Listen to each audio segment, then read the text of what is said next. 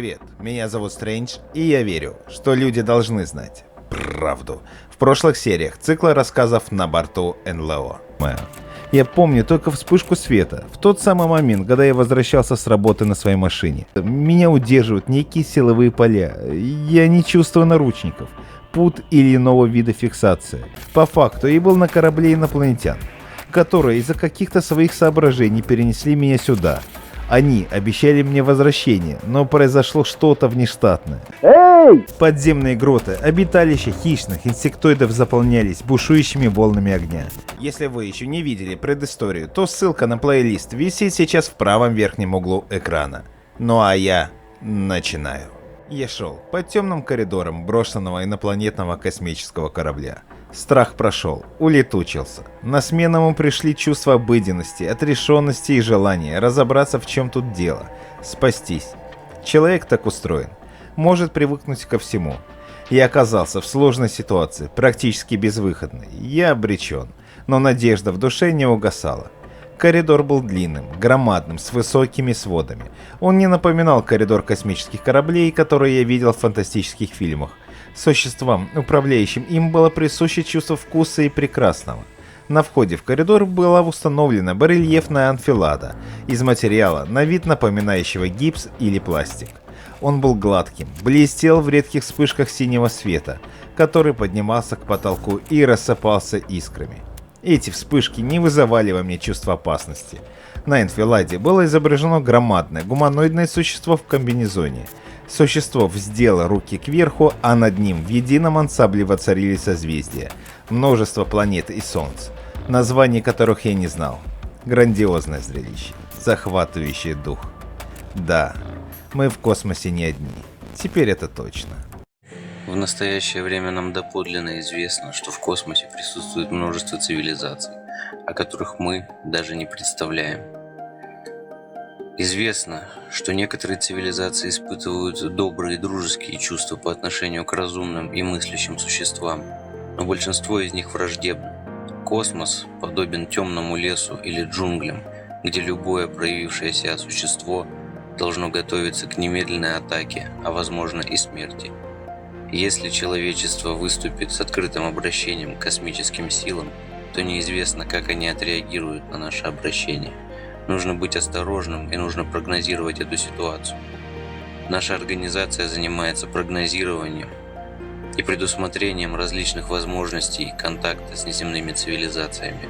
В настоящее время осуществляется устойчивый телепатический контакт с человеком, пребывающим на космическом корабле пришельцев. Космический корабль находится на Луне. Мой голос показался мне громом, разносившимся по закоулкам гигантского коридора. В самой вытянутой ротонде и длиннющем проходе не было ничего, что могло бы мне помочь. Нужно было дойти до конца, к следующему переходу. Если здесь такие громадные обходные пути, то каков же корабль? Был неясен и еще один факт. Меня похитили сюда. Зачем и кто, неизвестно. А затем произошла катастрофа, унесшая жизни гуманоидных существ, которых я совсем недавно видел воочию. Громадные гиганты, одетые в комбинезоны, полностью облегающие тело. Куполообразные сферы на головах и вполне человеческие лица, с зелеными и синими глазами. Они не проявляли враждебности, но тем не менее я был зафиксирован на белой панели, не мог пошевелиться, меня похитили и удерживали против моей воли. А потом произошел взрыв. Я потерял сознание и очнулся в брошенном корабле. Я видел их трупы, пораженные взрывом или каким-то оружием. Может быть, корабль пережил нападение. Эта мысль заставила меня вздрогнуть. А вдруг нападающие существа сейчас здесь, на корабле, ищут выживших в громадных отсеках и коридорах. Злобные, хищные, агрессивные. По факту я же был беззащитен. Хорошо еще удалось кое-как одеться в кусок материала, напоминающего по фактуре ткань. Его я нашел в прошлом отсеке. Удалось оторвать и смастерить что-то на вроде древнегреческой тоги. Но нужно было идти дальше. Внезапно я ощутил острый приступ тошноты, в голове зашумело. Я присел у стены, представляя, какой вид я имел. В ткани, навернутой на голое тело, все хозяйство наружу. Шум в голове усилился, появился звук наподобие журчащей воды, из которого сформировался голос. Не бойся, я слышу и чувствую тебя. Ты должен идти вперед и свернуть в боковую нишу. Я прошептал, едва сдерживая тошноту. Кто здесь? Не задавай вопросов. Делай то, что я говорю. Помощь уже близка. В мою голову начал транслироваться образ небольшого космического корабля, который выглядел как продолговатый цилиндр. Он мчался сквозь пространство и был явно внеземным. Скорее всего, некие существа знали о крушении и спешили на помощь. Каким-то образом они узнали и обо мне. Преодолевая тошноту и усталость, я встал и пошел дальше. До нужной ниши я дошел примерно через час. Идти было трудно, голос в голове смолк. Каждые 15 минут я останавливался, чтобы перевести дух. Тошнота приступами подступала к горлу, становилась невыносимой и не уходила. Я повернулся налево, но не увидел никакой ниши. Голая стена. Ну и где эта чертова? Молчи. Косни стены рукой и прикажи открыться. Я уже перестал удивляться произошедшему со мной. Я чувствовал, что обречен. Но мысли о спасательном корабле и голос в голове вселяли надежду. Несмотря на то, что чувствовал я себя реально жутко. Я коснулся стены ладонью, она была теплой на ощупь. «Откройся!» Стена не изменилась. «Откройся!» В голове проскочила забавная мысль о пещере разбойников и пресловутой фразе «Сим-Сима, откройся!». Как только я подумал об этом, стена начала растворяться. Наверное, действительно не нужно было говорить. Нужно было отдать мысленную команду. Пол ушел из-под ног, и меня будто втянуло внутрь. Это было удивительно и страшно. Я не знал, что вижу внутри помещения, но то, что я увидел, повергло меня в ступор. На полу были установлены огромные стеклянные призмы, заполненные голубоватым прозрачным веществом. В первой призме застыл неизвестный мне зверь, отдаленно похожий на обезьяну. Оскаленные длинные клыки, злобные прищуренные глаза, черная косматая шерсть. Существо было как живое, будто спало в голубом свете, но оно было мертвым. Сколько лет оно покоилось внутри стеклянной западни, я не знал. Рядом была следующая призма. В ней также было запечатлено обезьяноподобное существо, но менее агрессивное, высокое. Длинные вытянутые руки чуть ли не до колен. Во взгляде читался страх и осмысленность. Чувство пережитого, рот растянут в крике. Господи, они ведь заживо были погружены в эти призмы. Застыли в них и умерли под воздействием неизвестного вещества. Господи, как же страшно. Третья призма повергла меня в ступор. В ней находились мужчина и женщина, вполне земные, но их кожа была белой, как лист принтерной бумаги. Глаза широко раскрыты, большие глаза, намного больше, чем у современных людей. Длинные шеи, немного вытянутые головы. Я засмотрелся на женщину. Ее телосложение было идеальным, ну как на мой вкус. Округлые бедра, полные груди, плоский живот. Мужчина, напротив, был немного полным. Бочкообразная грудь и сильные руки, большие ладони. От людей их отличали и их лица, они слегка выдавались вперед, причем носы лишь слегка выглядывали из скул. Большие роты, крупные губы. В голове прозвучало: Это прародители вашего рода. Это живая матрица. Адам и имя. Адам и Ева. Я прошептал: Адам и Ева? На нашем языке Адам и Ева означает рождающий разум. Это первое разумное существо на вашей планете. Первый виток эволюции мыслящих существ. Представители официальной науки не могут с точностью ответить на вопрос, откуда произошло человечество планеты Земля.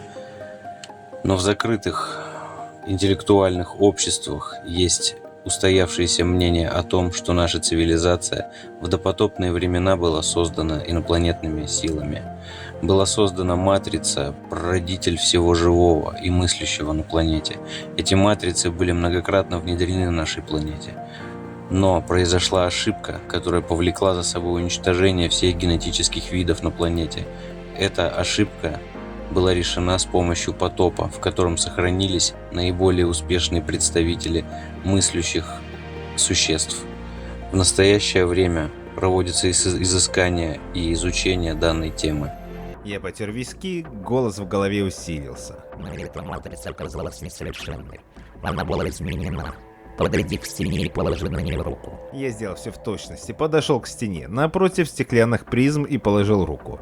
Импульс был сильным, он буквально сшибал с ног, но стена не отпускала руку. Пальцы жгло. Терпи. Жди. В голове проревело. Я воочию увидел образы, в которых громадные корабли зависли над поверхностью пустыни, над песками. Бесшумное безмолвие. Затем я увидел подводные базы, колоссальные, могучие. Это были базы инопланетян. Это ваша планета. Я пытаюсь обеспечить связь между погибшим кораблем и подводными вместилищами на вашей планете. Ты увидишь все сам. По всей видимости, мне давали увидеть только то, что было дозволено. Громадный модуль несется по волнам среди бушующего океана, волны которого поднимались выше небоскребов. Модуль захлестывало водой, но он неуклонно появлялся из волн. Вмиг волны перестали бушевать. Поверхность океана разгладилась, стала спокойной. Модуль уперся в прибрежную отмель. Из его чрева на берег выходили... люди? Нет, не люди, а эти большеротые, белоснежные существа. Это первые люди человечества, выпущенные из автономного модуля. Мы назвали его Ковчегом? на вашем языке, это звучит именно так. В голове не укладывалось. Открытый проем в стене внезапно закрылся. Я оказался в западне. Повинуясь страху, я подбежал к тому месту, где еще мгновение назад был проем. Стой, не бойся. В коридоре мгновенная смерть. Что? Как? Это напал наш корабль, добивая жизненно-направленным излучением. В этом помещении безопасно. За его пределами еловный шторм. Когда это уже закончится? Снова ужас и страх, грозящий мне смертью. Я присел на край стеклянной призмы, обернулся. На меня щерилась злобная обезьяна. По всей видимости, первые неудачные эксперименты внеземной цивилизации по созданию разума на нашей планете. Мы не можем ответить точно, сколько еще продлится телепатический контакт. С каждым днем, с каждым часом он все слабее. Но эти данные будут предоставлены для изучения широкого слоя общества, для того, чтобы вы знали правду о том, что внеземные цивилизации контактируют с человечеством, посещают нашу планету, проводят эксперименты, а в некоторых случаях оказывают помощь человечеству.